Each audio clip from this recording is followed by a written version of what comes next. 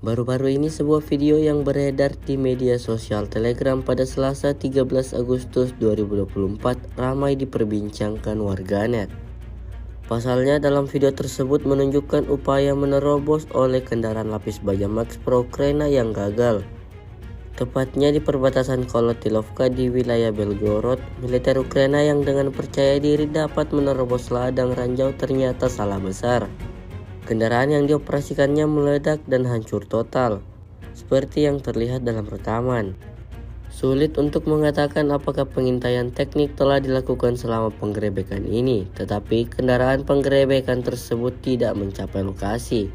Dilihat dari video pertempuran sebelumnya di dekat perbatasan, upaya angkatan bersenjata Ukraina ini berakhir tidak berhasil.